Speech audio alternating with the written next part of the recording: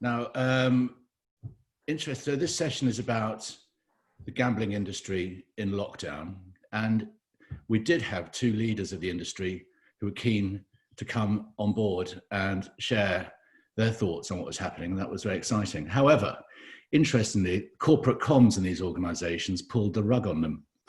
And it says something about the sensitivities of the industry and the perceptions of what happened to the industry during the lockdown and what the realities of what happened. So luckily we've had an upgrade of our speakers in here. We have Gareth Owens, Jess Hodgson and John Campbell, all leaders in the management team from the TIPi Group and experts on these subjects. And TIPi have taken the initiative to do some research and produced a white paper on the subject, which I think some of it has been circulated. So we're going to start with Gareth about talking about what the findings of the white paper were.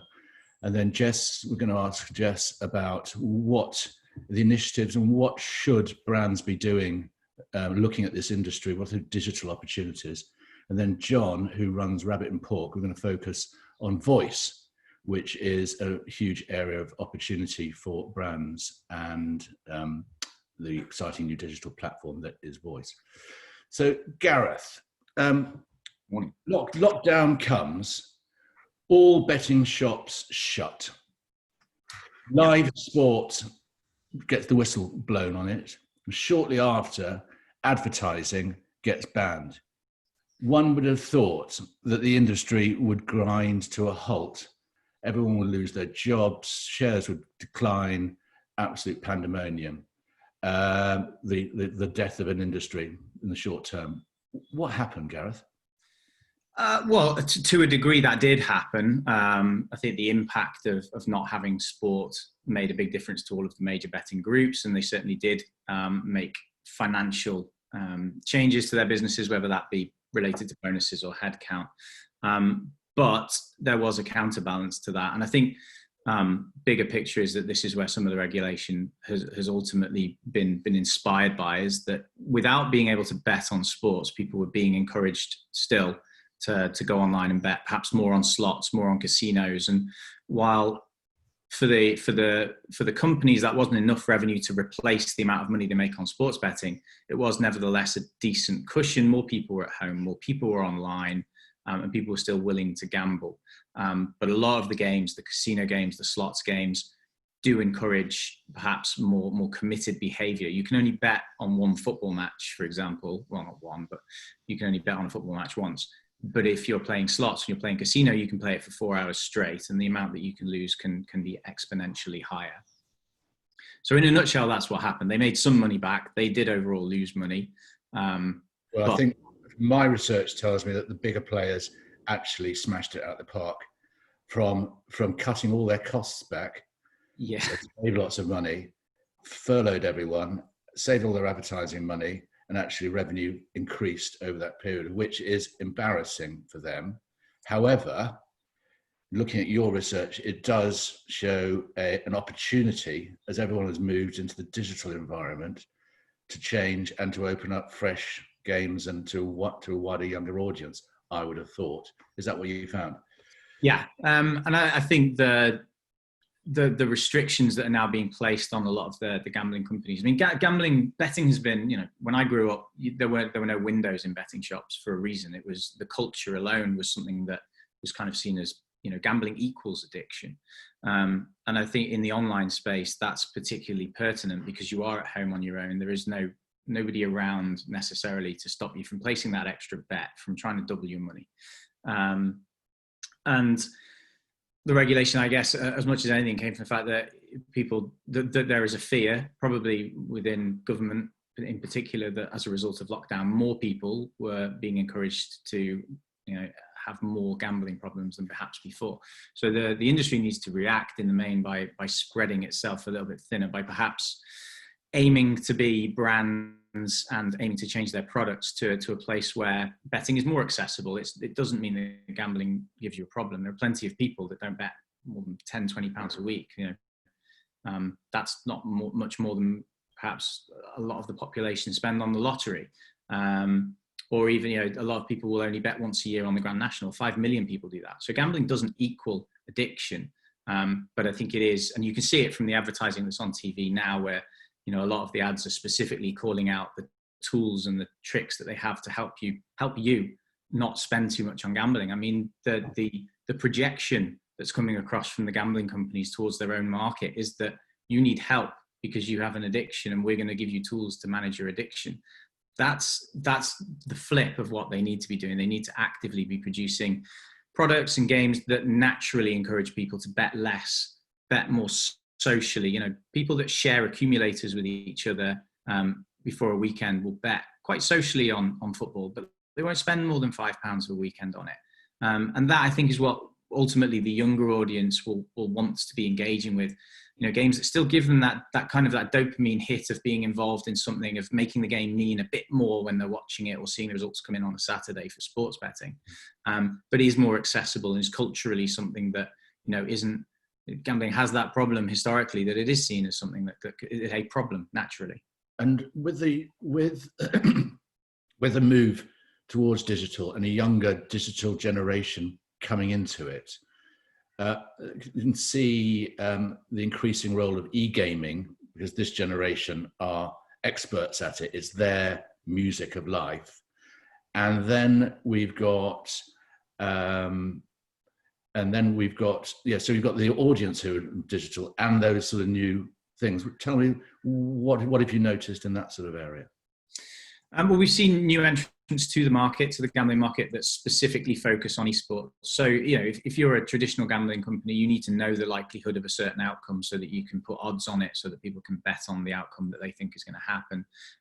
If you're a drone racer, you might be a world-class drone racer. How likely are you to win any given race is the challenge. So there do need to be specialists in the back end almost of these companies that know how likely a certain outcome is, and that's where the investment should go. But like I say, there are specialists entering the market now that are fully in tune for understanding exactly what the likely outcomes are of somebody playing Fortnite and streaming it, or somebody playing esports online, and even some of the the Formula One drivers have got involved in some of that online racing. So it will be a very interesting period for the sports themselves, but also for the companies that rely on people betting on them. And then other behavioural changes within the digital world in terms of groups of friends communicating on their WhatsApp links and whatever, and then having ACCAs that they can build into it. So it's a weekend of fun that people can share together.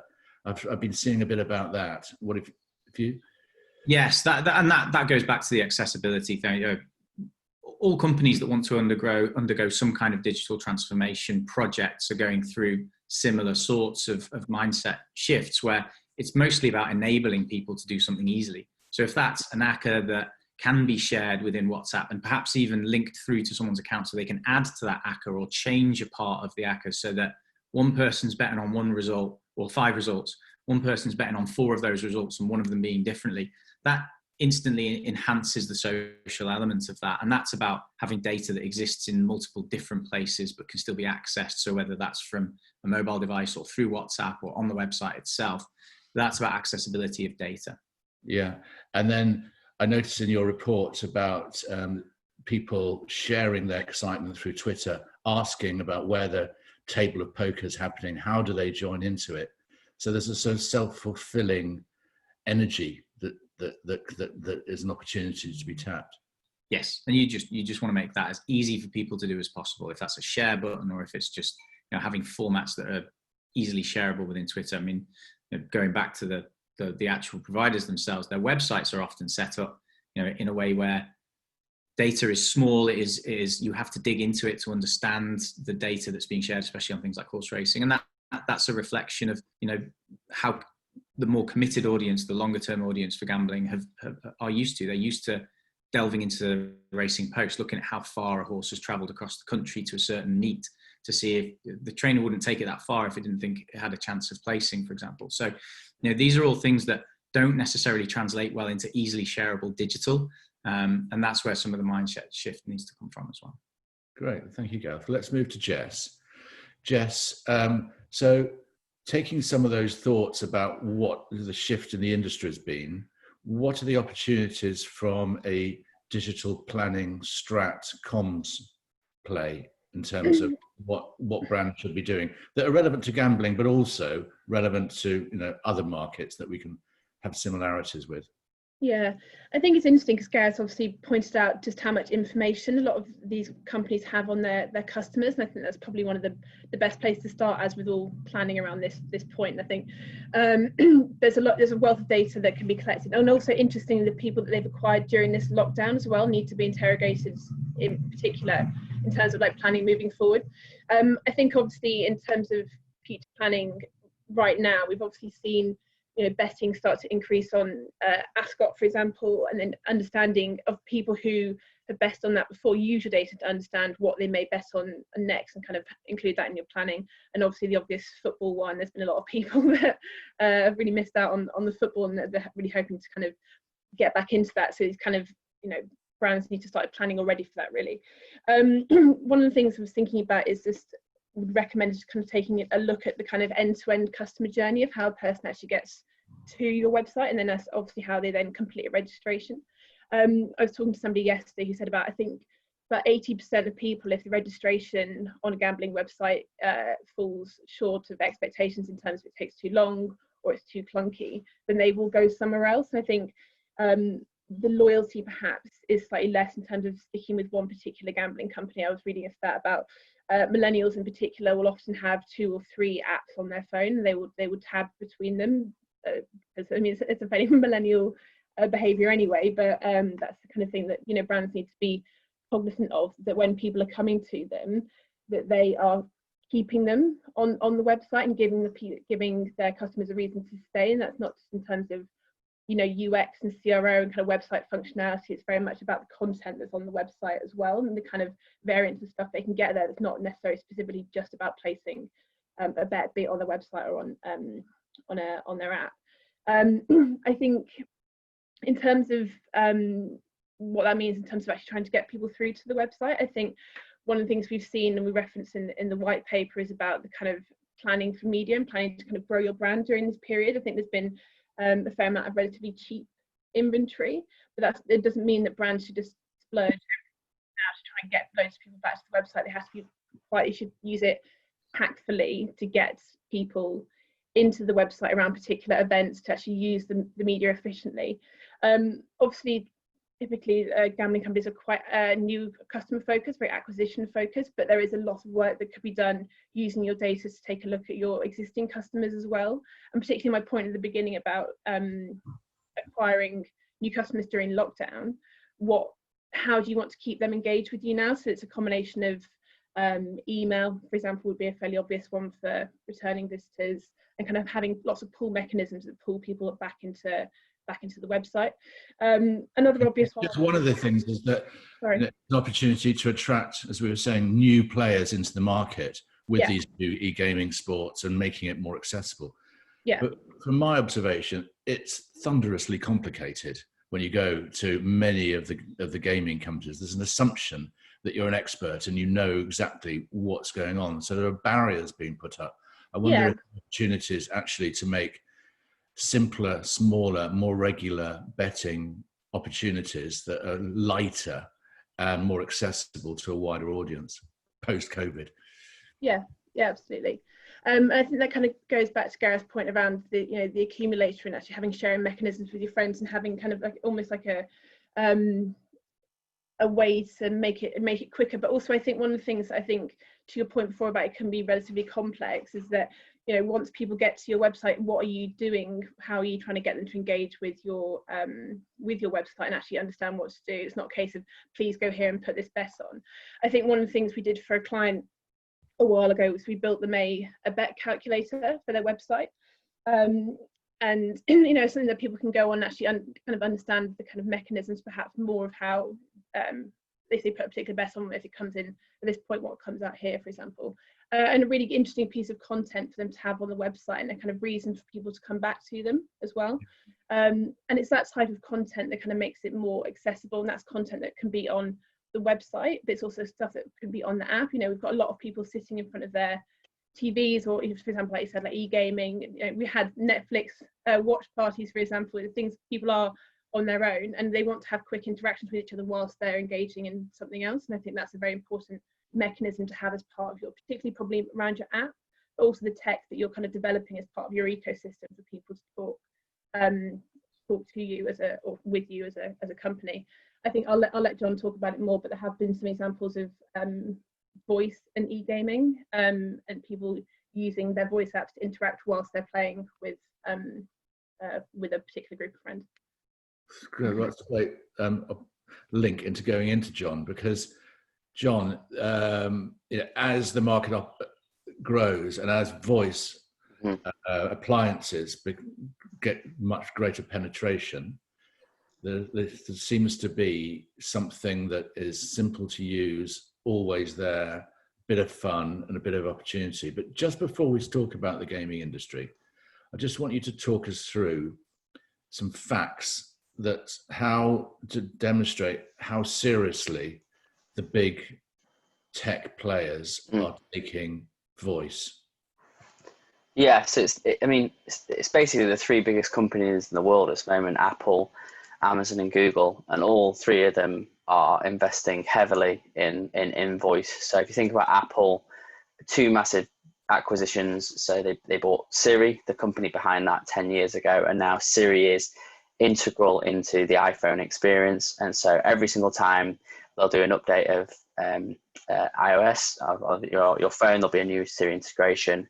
Amazon, they have 10,000 employees working on Alexa full time, dedicated to just the whole hardware, the software aspects of them. And then Google, obviously, a huge company, and just the other day they kind of release figures on an ongoing basis, but essentially 500 million people worldwide are using the Google Assistant in I think it's like 30 different languages over 90 different countries. So there's not many products that have that amount of breadth and depth of coverage in terms of who's out there. And if you think of all of those three companies, the advertising that they'll spend. So, all three of those companies had voice related adverts for the Super Bowls for the past 3 years. Here in the UK, Amazon sponsor, the Bake Off, they'll be sponsoring TV advertisements all over the tube. And so those three companies, in terms of the investment on research and development, getting the product out there and advertisement, is why, predictions are, in 2023, around about 8 billion kind of voice assistants out there for people to use. And with that, an economy of about $80 billion every single year that's going to be generated. And that's going to be from selling the devices, but then also selling services and selling products via voice. And as you mentioned before, it's everywhere. So the kids who are playing, gaming, they're used to having a headset to talk to each other. And now we're starting to see companion apps. So they could be playing on their Xbox in their game, and then they can request an item to be opened via voice, or they can ask their smart speaker for some information about the level of the game that they're playing. And so that's going to start a new kind of behavior at home, which is, maybe watching sport, and then you're going to ask your smart speaker for some information at the same time. So it's just going to be, the younger generation is just going to be a fabric of how they interact with computers. Absolutely fascinating. And if I put my client hat on, I go, this is the future, this is exciting, but how do I get into it? I'm busy, businesses, how do I get in it?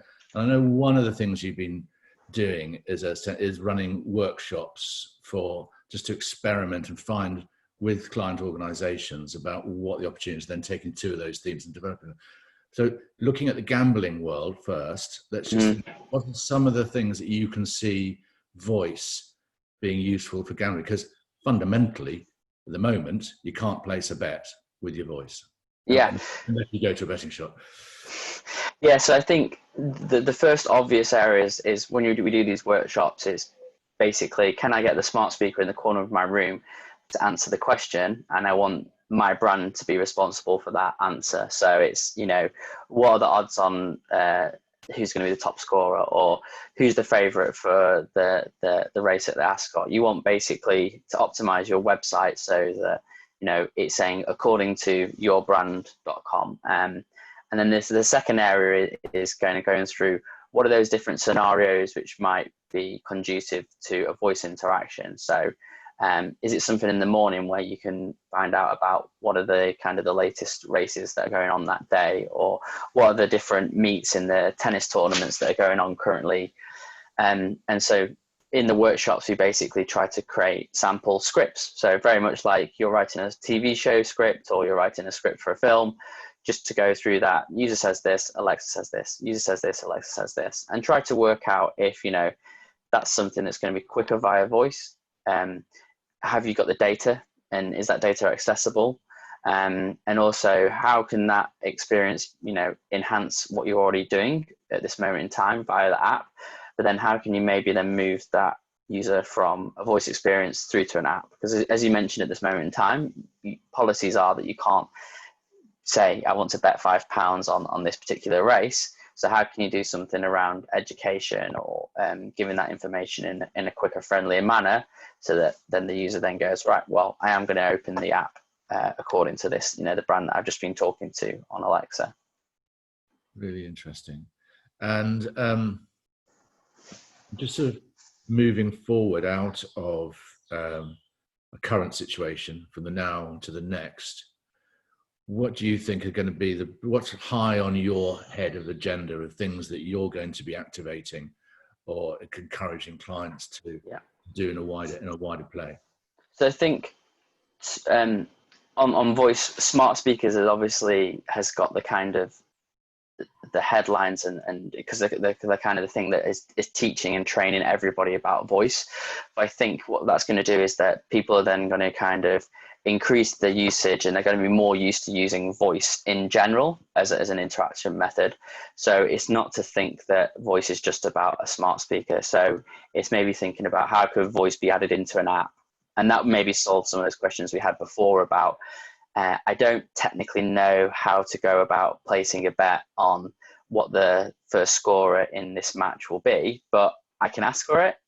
And so we can use natural language understanding to basically fill out bet slips on an app.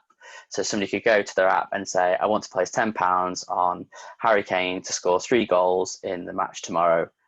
And using a natural language processing, we can then turn that into a betting slip. So I think that would be really interesting, adding voice into app. And then the other thing a little bit further on is thinking about smart TVs. So most TVs that are coming out now will have either Alexa or Google enabled in them. And that's going to make a really interesting kind of proposition, because you then can combine voice with visuals. And so that's maybe where you can start to bring back statistics, or you can start to bring back information. You can request it via voice, and then you can take in that information via kind of a visual. So it's thinking about skills, and voice search are very much the starting point, but then voice is not going to be restricted to that, and it's going to go further than just those platforms at this moment in time. And what's going to underpin this is having your data accessible in APIs, so that, you know, no longer will, you know, you just think of the user interacting with your brand via a website or via an app. They're going to have to interact with that via lots of different technologies, and you need basically APIs and a good data structure to power that data and that experience. Reminds me, I had a tech visit to New York just before this happened, and you were talking about how voice and visuals demonstrate. They were showing one of these televisions, but the visual was a person, so I could talk to them, and the voice recognition would come back and have a conversation with me, which was a bit scary. And on that side of things, then it's thinking about, well, what is the persona of your brand? Is it male? Is it female? Do you go down the route of something like KFC have paid Amazon to create their own version of the Colonel's voice, which can then be generated on the fly using Amazon's Poly software? So is it the case that, you know, you're Paddy Power and you need to then get your own kind of digital version of the brand that they have, or maybe you're a brand that doesn't have a mascot or kind of a physical representation of your brand? Well, you might need that, because you're going to have this avatar that's going to appear on the screen, you're going to have this voice, and the thing with that is that for those to work really well, they have to be across all your platforms.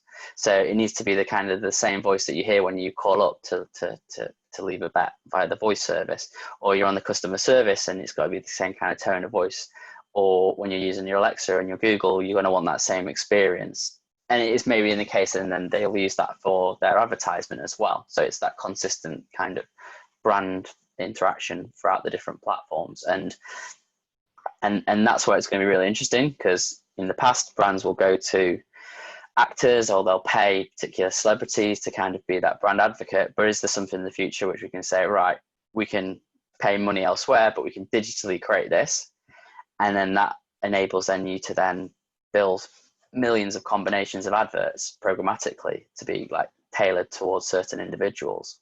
And so that's all kind of stemming off this initial voice area that we're looking into at this moment in time. It's fascinating. It's so exciting.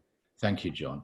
Well, look, because this has been a slightly unusual one of our seminars, it's 3 TIPi players. I thought I'd go back to Gareth and give Gareth an opportunity just to tell our listeners what TIPi are planning to do and lessons that have been learnt, just to wrap this up, coming out of what we are now, lockdown. I've seen the newspaper today, it's all in London. It's all free and everyone's going to start hugging and it's all going to go lovey again. But here's Gareth from rugby, interestingly, who hasn't been commuting, which has been on my mind a lot and saving you 3 hours every day. Tell me what new TIPi is emerging, this butterfly from a chrysalis out of COVID. What a lovely intro. Thanks, Peter. It's nice that you care so much. Yeah, I think there are two sort of main things that we're looking at. One is regards us, and one is regards generally I guess the market, which affects all industries. Consumer behaviour has been probably irrevocably shifted more towards digital. A lot of trends that were already in play have been supercharged during a short period of time, and they will fall back slightly. But nevertheless, there's sort of the shift towards an augmented world where people expect their interactions with everything that they do, whether it's shopping or going to a restaurant or whatever, to be helped with the use of their mobile devices or the use of information that they access via a smart speaker. I won't say the wake word, because while John was talking, my smart speaker was pinging at me the whole time, so I was on mute for a reason. So there's a user element that needs working on as well. But all these things are going to get a lot smoother, and people will expect to be able to get information, to be able to access data, or just to be able to book things more simply without necessarily speaking to people. So everything will be more digital. Brands will need apps that actively help user journeys, rather than the typical question of me over probably 10 years from clients: why do I need an app? I've got a website, it works on a mobile device. It won't really be about that. It will be about tying your website through to the physical interaction that somebody has with you. And it won't just be about mobiles, it will be about voice and other things too. So that'll be the main thing. For us, obviously we want to help our clients to achieve that. But I think the main thing that's come out of it is efficiencies, ways of working efficiencies, really. So, the ability for people to work on a shared document from multiple locations, rather than jumping into a meeting room, having 5 different versions of PowerPoint that all need to be put into one place. How reporting works when people are not physically in the same space. I think when we are physically back in the same space, which will be very important for us for a lot of reasons, I still think a lot of those efficiencies will remain, and hopefully that obviously means that the outputs will be much more impactful for our clients. And obviously for me, I might not need to go to London quite so often, but who knows? No, I'm sure you won't. Look, thank you, TIPi Group. You are stellar in what you do. I think that was really interesting. Good initiative to focus on the gambling business. Thank you, Jess. And John, I mean, you are the voice of Rabbit and Pork. I just think it was just stunningly exciting. We haven't really touched on, we our phones and our iPads, we just take for granted now. And voice, will be that, having it in your car or wherever you go and just being so much more intelligent. Anyway, thank you very much. I hope our listeners have enjoyed that. And it's going to be hot today, a weather warning. Certainly is here in France. And we'll see you, I think, next week, where we've got a financial chat with two of the industry's leading players. So thank you very much. Brilliant. Thanks, Peter. Thank you. Bye. Bye.